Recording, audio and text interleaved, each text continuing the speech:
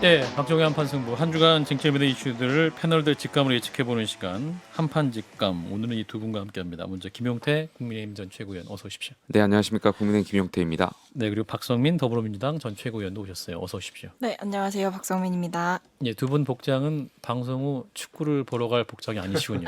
봐야죠. 네. 봐야죠. 봐야죠. 네. 필승입니다. 오늘. 아, 그렇습니다. 김용태 전 최고는 몇 대 몇 예상하십니까? 저는 2대1 예상. 2대1로 가나의 승리? 아, 저희가 이겨요. 대한민국 이겨요. 무슨 말씀을 지금?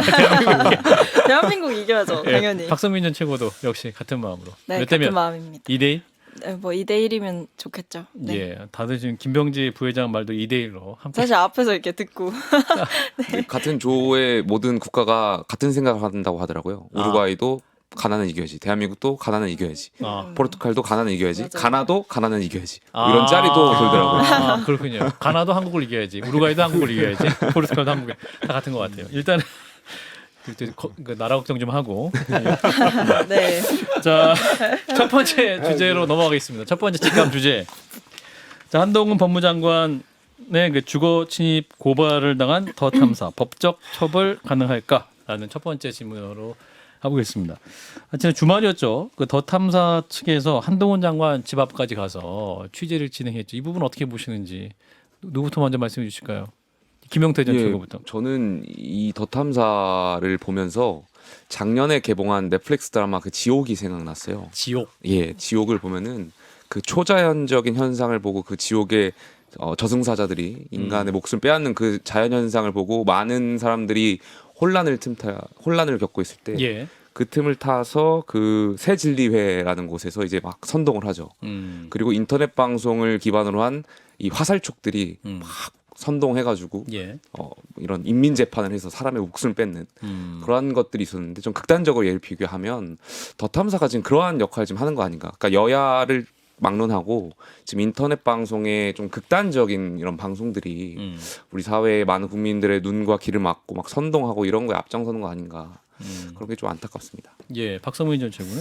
그 방금 앵커께서 취재라고 하셨는데 저는 이건 취재가 아니라 폭력이다라고 폭력이다. 생각을 했었고요. 예. 그리고 사실 이게 그동안에 우리가 더 탐사를 뭐 인터넷 언론이라고 부르기도 하고 아니면 뭐 시민 언론이다 이렇게 부르기도 했었는데 예. 사실 이쯤 되면 이제 언론이라는 단어를 붙이기가 굉장히 민망해진 수준이라고 볼 수 있겠습니다. 여기 예. 이제 기자 출신 정치인 분들도 나와 계시지만 사실 이런 식으로 취재하는 것을 취재라고 볼 수도 없고요. 제가 뭐 그 영상을 조회수 올려주기 싫어서 보진 않았어요. 보진 예. 않았습니다만 이게 아무래도 기사로 많이 나와서 보니까 어찌 됐든 한동훈 장관의 집 앞에 찾아가서 택배를 뒤지고 도어라 키를 누르고 한동훈 장관 있으면 나와봐라 이런 식으로 하는 것 자체가 뭐 목적을 다 떠나서 이거는 취재 행위라고 볼 수가 없죠. 네, 선을 넘었다, 금도를 넘었다라고 생각합니다. 예. 두 분 기자셨으니까 자, 우리 김종혁 비대위원은 어떻게 보셨습니까? 이게 이제 더 탐사 측에서는 정상적인 취재다.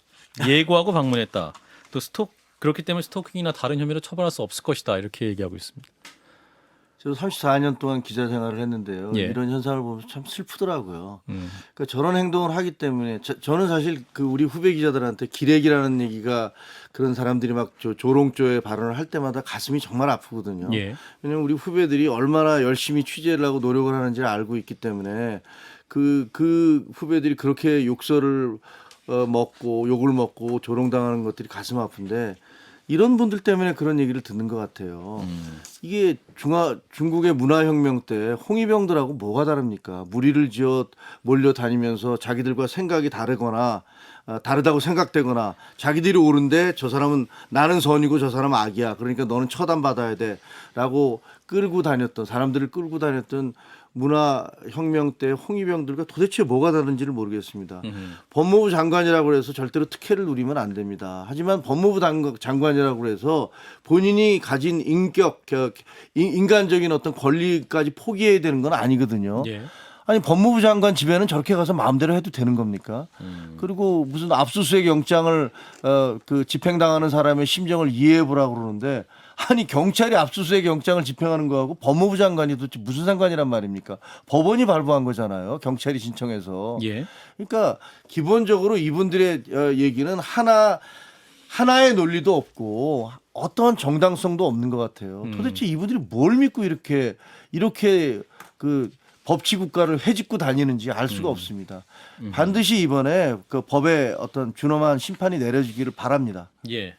자, 한민수 대변인은 일단 저 개인적으로 저도 뭐 기자를 하고 했습니다만 저 개인적인 입장에서는 또 이거는 뭐 제대로 된 올바른 취재 방식은 아니라고 봅니다. 예. 그리고 이제 이 광경을 또 유튜브로 아마 유튜브 온라인 매체라 그런 것 같긴 한데 그거를 또 보여주고 하는 것들이 본인들의 어떤 취재 활동과 이게 부합하는지에 대한 어떤 판단을 좀 했었으면 좋지 않았겠나는 생각이 들고요.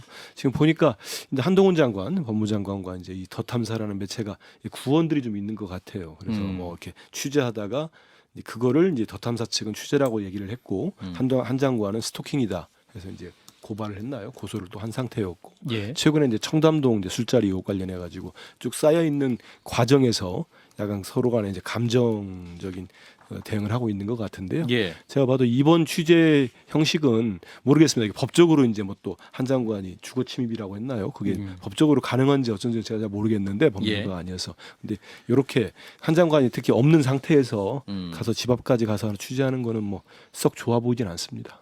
이제 더 탐사 측에서는 이제 고발해라. 고발하면 이제 경찰이 관련해서 자료를 수집할 것이고 그러면 더 탐사 측에서는 그 청담동 술자리 의혹에 대해서 2라운드가 진행될 것이다. 이렇게 또 자신 있게 말하고 있지 않습니까? 그러니까 저도 이제 그 강진구 기자인가요? 예. 뭐 그분이 이제 계속 뭐 기소를 해달라. 그래서 그게 이제 지금 아마 정확하게 어느 단계인지를 잘 모르겠어요. 더 탐사가 어느 지금 고소 고발이 되는지 잘 모르겠는데 본인이 왜 자꾸 기무겸을 하지 말고 본인 강진구 나를 고소해달라. 그러면 이 수사 기록도 다 보고 하면은 진실을 밝히겠다고 하는 거잖아요.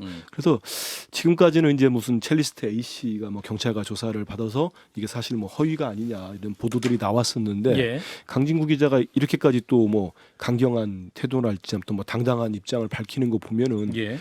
여전히 뭐가 남았는지 솔직히 잘 모르겠습니다. 그래서 이 역시 좀 이제 더 이상 이 문제 가지고 국민들도 이제 필요하시잖아요. 그리고 지금 뭐 그런 상황이니까 좀 명명백백하게 좀 밝혀지는 게 어떤가 싶습니다.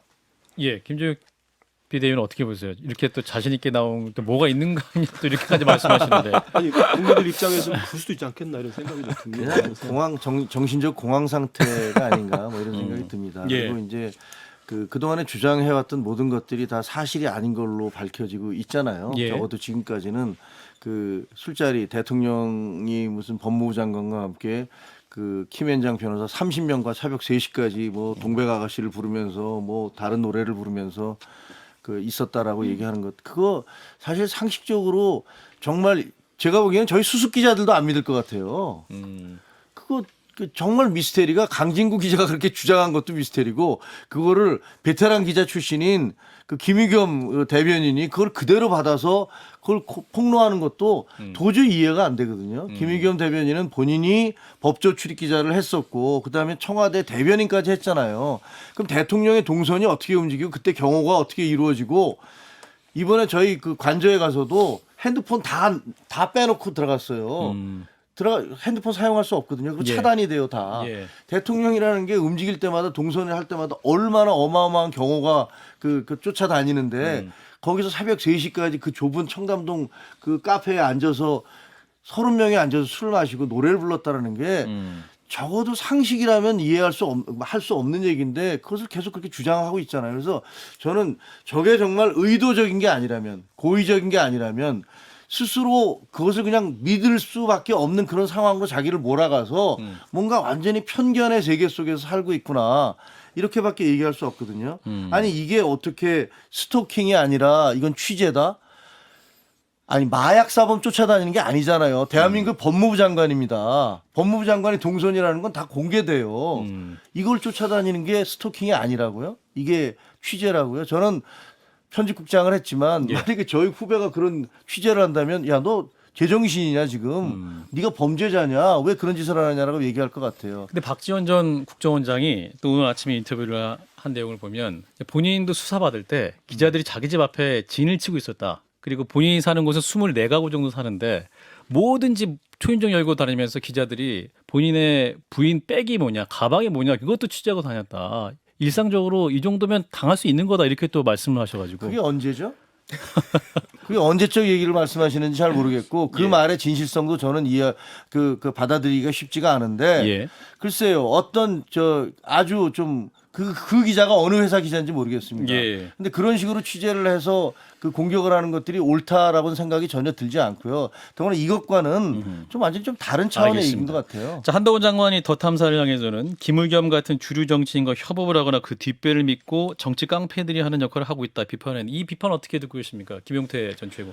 그러니까 뭐 그 배우 논란 관련해 가지고 민주당이 뭐 배우에 있는 것이냐 이런 질문도 많이 하는 것 같은데 예. 뭐 아직까지 그건 잘 모르겠습니다. 민주당이 뭐 아니겠죠. 근데 다만 여기에 대해서 김의겸 의원이 민주당의 당직을 맡고 계시죠. 대변인을 대변인. 맡고 계시고 그렇다면 공당의 대변인 여기에 대해서 잘못된 어떤 더 탐사에 계속해서 잘못된 것이 있으니까 여기에 예. 대해서는 좀 민주당에서도 선을 긋고 분명하게 입장을 발표하시고 이거 관련해서 민주당의 최고위원들도 여러 차례 계속 비판을 했었잖아요. 예. 그러니까 여기에 대해서 과거에 민주당의 최고위원들이 했던 발언들에 대해서는 국민들께 사과하실 필요가 있지 않나 그런 생각이 있습니다. 박성민 전 최고위원. 뭐 그 더 탐사가 비판을 받아야 되는 거랑 별개로 이제 한동훈 장관이 뭐 민주당을 약간 뒷배로 지칭하신 것 같다라는 생각이 이 대목을 보면 들어요. 뒷배를 믿고 정치 깡패들이 하는 역할을 하는 것 같다. 전 이 비판은 한동훈 장관이 너무 정치에 과몰입하신 게 아닌가 싶습니다. 그러니까 더 탐사도 사실 지금 알 수 없는 영웅 심리에 사로잡혀 있다고 생각하고 거기서 깨어나야 된다고 생각하지만 예. 사실 한동훈 장관도 이런 식으로 뭐 정치 깡패, 그러니까 잘못된 취재 방식에 대해서 윤리적으로 문제가 있고 법적으로 처벌할 부분이 있다면 문제 삼는 건 당연하지만 그렇다고 해서 이것을 마치 정치적으로 연결시켜서 민주당 뒷배를 믿고 지금 더 탐사가 이렇게 한다? 그러면 한동훈 장관이 항상 잘 하시는 말처럼 그럼 민주당이 뒷배라는 거에 뭐를 거시겠냐라고 물을 수밖에 없는 거죠. 그러니까 뭘 거실 거고 그렇다면 이렇게 말씀하시는 근거가 뭐냐? 김의겸 의원과 협업했다? 그 한 문장 말고 그럼 다른 민주당의 정치인들이 더 탐사에 힘을 실어주고 있다거나 이런 행위를 지시했다고 볼 수 있을 만한 근거는 없지 않습니까? 그러니까 예. 이게 좀 비판을 분리해서 하시는 게 중요하지 않을까. 근데 사실 이게 사안이 어찌됐든 좀 굉장히 더 탐사의 행동이 굉장히 위협적이고 잘못됐다 보니까 사실 이제 비판의 수위가 좀 높아지는 것 같아요. 그러니까 그것까지는 제가 이해를 하겠습니다. 어쨌든 집안에 한동훈 장관은 없었다 하더라도 가족이 있었기 때문에 그렇죠. 가족들을 약간 위협하는 듯한 행위에 대해서 용납하지 못하는 심리는 이해하겠습니다만 그렇다고 해서 이것을 마치 뭐 정치 깡패 이런 식으로 운운하시는 거는 이것도 너무 이제 다른 방식으로 처리해야 될 일을 정치의 영역으로 끌어들이는 거 아닌가 싶습니다. 저도 잠깐 반박을 드리면요. 그 김의겸 제 순서 대변인이 일단 하시고 하겠습니다. 아 죄송해요. 먼저 하려면 하세요. 김의겸 대변인이 협업을 했다고 본인이 뭐 그렇게까지 얘기했을 뿐만 아니라 8월 26일인가요? 그 민주당 의원 50여 명이 더 탐사에 대한 언론 탄압을 중지하라는 성명서를 내고 기자회견을 했어요. 그런데 더 탐사가 지금까지 한 걸 보세요. 대통령 부인이 접대부라는 주장을 하고 그다음에 그 법무부 장관을 쫓아다니면서 스토킹을 하고 대통령과 법무부 장관이 새벽까지 술을 먹으면서 노래를 불렀다고 그렇게 주장을 하는 그런 매체 아니었습니까? 근데 그런 매체에 대해서 그게 문제가 되고 거기에 대해서 고소 고발이 들어가서 무슨 수사가 들어가니까 그 언론 탄압을 중단하라면서 50명이 나와서 그런 성명을 50명의 명의로 한 10분 정도가 나와서 기자회견을 했어요. 소통관에서. 그럼 그걸 보면서 당사자인 제가 만약에 한동훈 장관 입장이라면 야 더 탐사라는 매체가 도대체 뭘 믿고 저렇게까지 말이 안 되는 짓을 하느냐. 아 저거 민주당 의원들이 저렇게 50명이나 되는 부분들이 지지 선언을 예, 내고 마무리해 주십시오. 그런 거 아니냐라고 생각할 수 있다고 생각해요. 네, 한민수 대변인. 저기 뭐 국민의힘 의원들 언론사 몰려다니면서 이렇게 뭐 위협적으로 말씀하고 이렇게 뭐라고 할까 압력하는 행사 하지 않습니까? 그러니까 그 보도에 대해서 한동훈 장관이 지금 정치 깡패 얘기했듯이 예. 과도한 측면들이 좀 있어요. 본인이 뭐 억울한 심정을 이렇게까지 표현한지 모르겠는데 예. 일단 한동훈 장관은 지금 뭐 많은 분들이 뭐 윤석열 대통령의 뭐 이인자다 이런 얘기까지 듣는데 그리고 국무위원 아니겠습니까? 예. 다른 분 얘기한 대로 일국의 법무장관이면 용어 선택에 있어서 조금 점잖을 필요가 있지 않겠나 이런 생각이 들고요. 예. 그다음에 지금 뭐 김의겸 대변인 하는데 물론 지금 당직을 대변인 갖고 있는 건 맞아요. 근데 김의겸 의원이 당시 했을 때는 국감장에서 야당 의원의 민주당 의원 자격으로 당시 보면 뭐 첼리스트 A씨의 남자친구의 첼리스트 A씨의 녹취록뿐만 아니고 누구였습니까? 그 자유총연맹 이세창 씨인가요? 예. 총재 권한대행과 통화한 내용이 있었기 때문에 저는 뭐 그런 제보를 토대로 물론 뭐 조금 더 확인했으면 좋았겠습니다만은 예. 충분히 야당은 할 수 있다고 생각합니다. 여기서 제 특징이 남 탓 안 하는 건데 근데 하나만 얘기할게요. 왜냐하면 안 할 수가 없어서 예. 지난 국감장에서 김용판 의원이 지난해 10월입니다. 이재명 대표 무조건 공격하려고 경기도지사 때 조폭 사진 들고 왔지 않습니까? 들고 와가지고 흔들어댔는데 1시간, 2시간도 안 돼가지고 그 조폭이라는 분이 스스로 자랑한 사진이 드러나가지고 완전 허위 가짜 뉴스 됐거든요.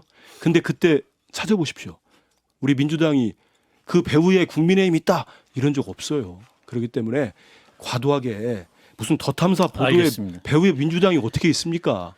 말 안 되지 않습니까? 그러니까 과도한 정치 공세는 역풍이 분다 이런 얘기를 드리고 싶습니다. 예, 여기까지 하고요. 자, 두 번째 이슈로 넘어가겠습니다. 자, 지난 주 금요일이죠. 대통령이 여당의 국민의힘 지도부를 관저에 초청해서 만찬을 했습니다. 그리고 이보다 앞서서 친윤계 4인방, 이른바 윤핵관이라 불리는 분들, 권성동, 장제원, 이철규, 윤한홍 의원 부부를 또 관저로 초청한 사실이 드러나서 또 논란입니다. 지도부보다 먼저 초청한 이 분들은 도대체 뭐냐? 뭐 이런 질문이기도 한데. 자, 대통령과 윤핵관 부부 동반 만찬, 당권구도에 영향을 미칠 것이냐? 자, 우리 김용태 전 최고위원. 먼저 저는 대통령이시고 예. 여당의 의원들하고 만나는 것은 자주 만날수록 좀 좋다고 생각해요. 뭐 그것을 뭐 만났다는 것을 비판할 필요는 없다고 보고요. 다만 이게 비공식 일정이었는데 어떻게 언론에 공개가 됐을까를 좀 알렸겠죠, 누군가. 고민해 보면 아무래도 여기에 참석하신 분들 중에 누군가가 내분 본인에게 중 하나가. 이해 관계가 있으다 보니까 하지 않았을까에 대한 추측인데 예. 그러니까 그러다 보면 아무래도 여당 의원들 사이에서 내가 윤핵관이고 내가 대통령과 이렇게 만찬을 가깝다 하는 걸 좀 과시하기 위한 그런 용도가 아닐까에 대한 생각이 있는데 예. 글쎄 뭐 이게 어떻게 당권의 구도에 영향을 미치겠습니까? 저희가 무슨 봉건제 국가도 아니고 저희가 무슨 대통령이 점 찍으신 분이 뭐 당대표가 되는 것도 아니고 저희는 당원들과 국민들이 뽑아주시는 분이 저희 당대표가 되는 건데 예. 너무 여기에 대해서 과하게 해석할 그래도 필요 없지 않나. 윤심의 영향은 있지 않을까요?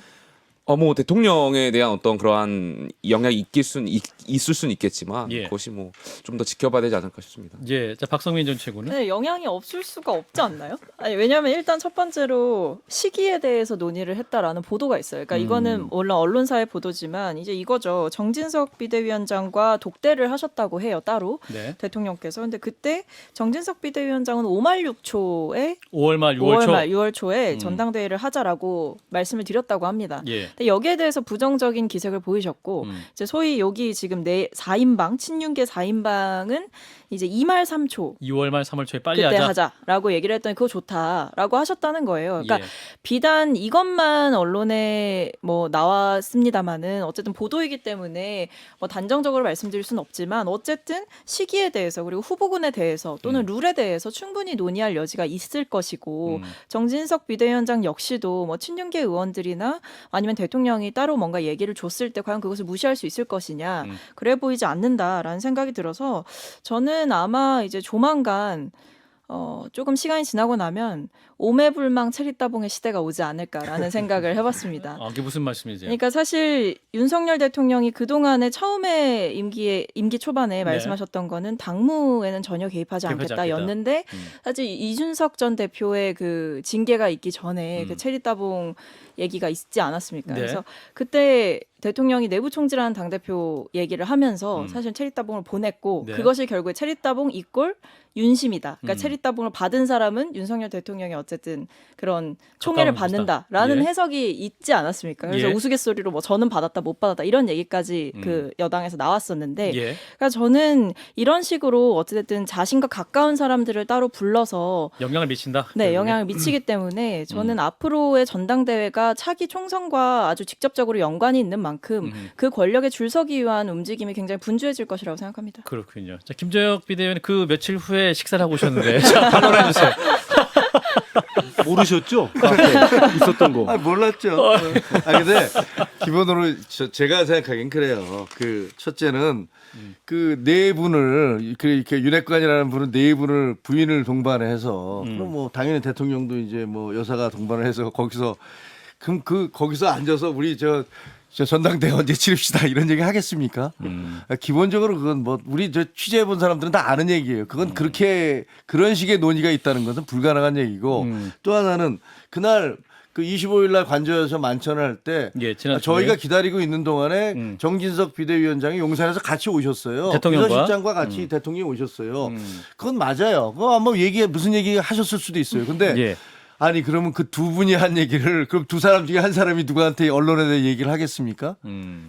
아마 나와도 한참 뒤에 한 보름쯤 뒤에 그런 얘기가 어디서 흘러나왔으면 저는 그랬을지도 모르겠다라는 생각이 들었겠어요. 근데 예. 금요일 날 했던 얘기가 일요일 날 월요일부터 이게 보도가 나오기 시작한다. 예. 제가 알고 있는 취재 상식으로는 그건 가능한 얘기가 아니고요. 25일 저녁 식사 지난주 금요일 하실 때는 전당대회 얘기는 한 번도 안 나왔습니다. 한마디도 없었습니다. 아, 아니, 지도부랑 제가- 할 때는 당연히 안 하겠죠. 아니 제가 그때 어떻게 합니까? 지도부랑 20명이 있는 얘기하는데. 자리에서 어떻게 얘기를 거기서 해요? 어떻게 그럼 얘기를 무슨 해요? 얘기를 해요? 근데 이제 핵관들끼리 모였을 때 할 수 있죠. 아니 그렇지만 그것도 부인들을 앉혀놓고서 그렇게 아니 얘기하는 부인들은 건 따로 아닐 시간을 것이고 가질 수도 있죠. 김건희 제가 여사가 보기에는 있는데.